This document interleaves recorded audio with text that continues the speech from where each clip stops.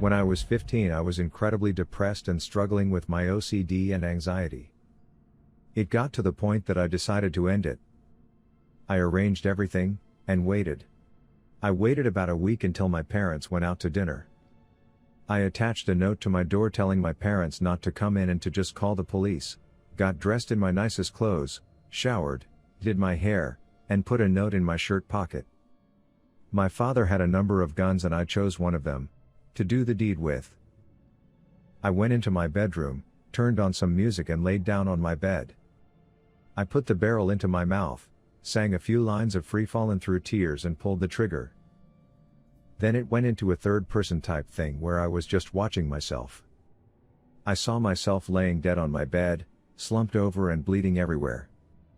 I watched myself lie in my own gore for what seemed like forever.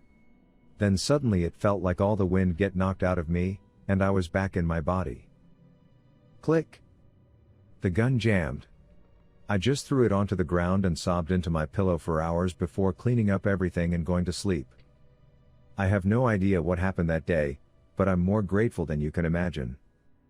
After that I really made an effort to turn my life around, and it did. It's scary thinking that I wouldn't be here right now if it worked. Have you ever watched Groundhog Day? Well, it happened to me, and as crazy as it sounds, I can't explain it. A glitch in the Matrix, perhaps?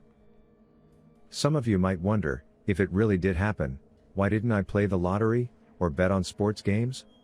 Well, I did, but that was the only constant that changed. Everything else that day was a repetition over and over again until it eventually stopped. It started out with me waking up one morning, going to school, doing my homework, playing basketball with my friend in the evening, then going to the cinema to watch Shutter Island and then go home and sleep. Then I woke up, same thing, same conversations. At first I thought my friends were playing a prank on me, but it was odd. In the school hallway the same interactions, by everyone, no exception. The first day on repeat I brushed it off as something weird, unimportant even, but still weird. Then I woke up on the next day, and the story repeated itself. I lived the same day over again for like 4 days in total. I did not jump in front of a car, out of the window or anything else to end the cycle. I was too scared of doing it, thinking maybe it was just in my mind anyway. However, I did ask out the girl I had a crush on, but got rejected anyway. At least I knew and didn't have to do it again. Eventually this whole thing stopped, out of nowhere. In a way I wish I would have taken advantage of it more, travel to any place I could reach in one day and then wake up the next morning and still have the same amount of money I had the day before. You can believe me or not, it really happened to me. Even my friends can vouch that I was able to say what they were about to say to me. I wonder if it happened to anyone else here, or am I the only one? This happened only a couple of months ago, and I almost had to get a roommate exchange because it frightened me so badly. Normal Saturday morning, I'm lying in bed, surfing the internet, just generally being a lazy college freshman. It's about 11:30 or so, and my roommate jumps up from his bed, slips on a hoodie, grabs his keys and tells me he's going to go grab some breakfast from the cafeteria. I see him step outside and close the door, and a few seconds after, I settle back into my browsing.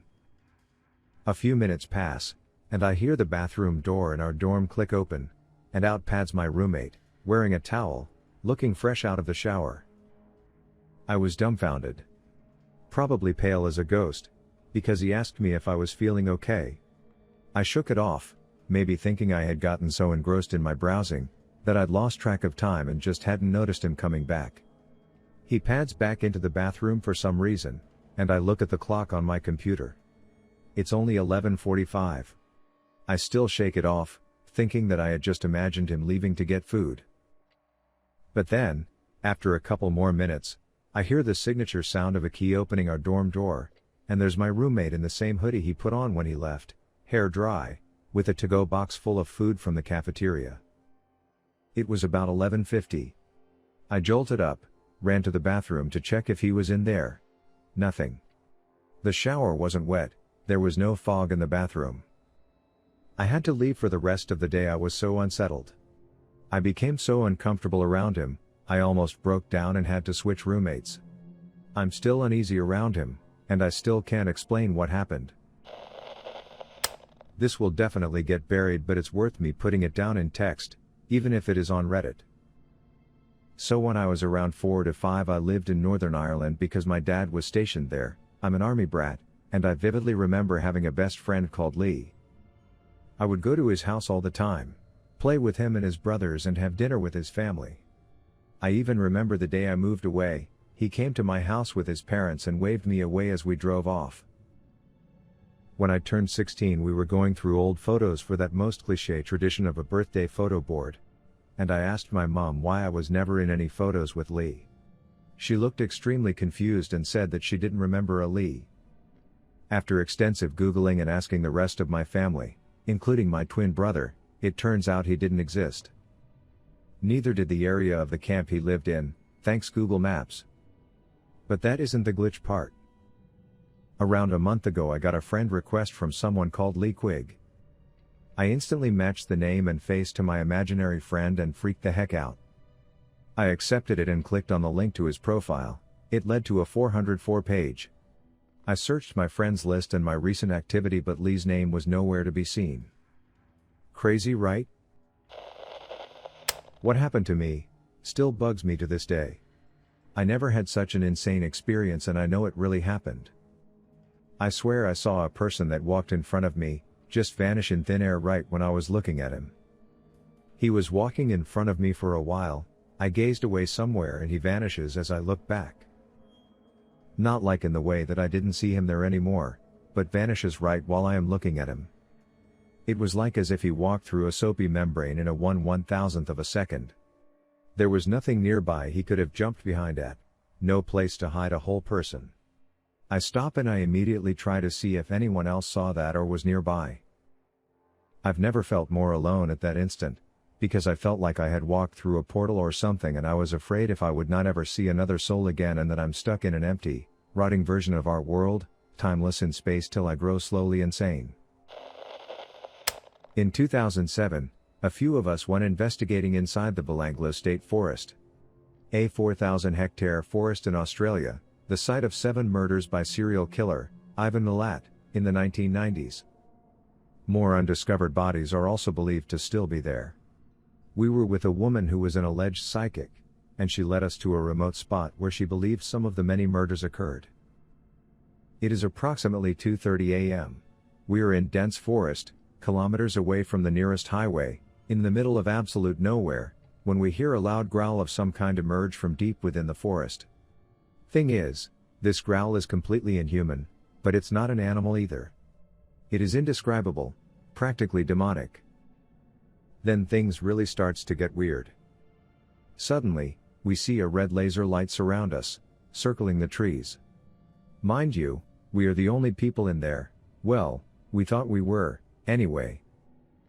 Suddenly, somebody in the group gets the feeling it might be coming from a rifle.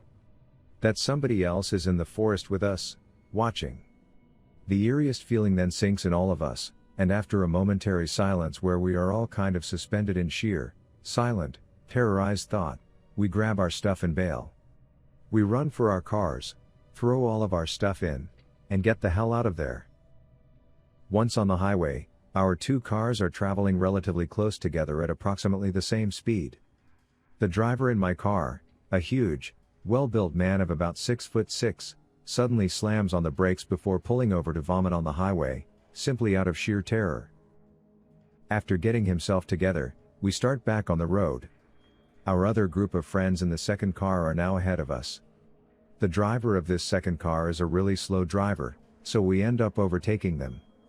My driver friend starts speeding, and after a while, we are well and truly in front of them. It's about 3 a.m. and there are no other cars on the road. We have not passed any other cars apart from our friends, who from what we know, are still traveling a fair few kilometers behind us. What happens next just really freaks us out, as if we aren't messed up enough already by this point. Suddenly, out of nowhere, we see another car in front of us. As we get closer, we see it's our friends in the second car, whom we passed about 15 minutes ago. Thing is, there is only one highway. Nobody had deviated from the road. And we had passed no other cars along the way. There's no way in hell their car could have passed our car without the four of us seeing it. With about 8 witnesses to this story, it was definitely the strangest thing we've experienced. Leave a comment with your own glitch in the Matrix story. And don't forget to like and subscribe for more quantum tapes.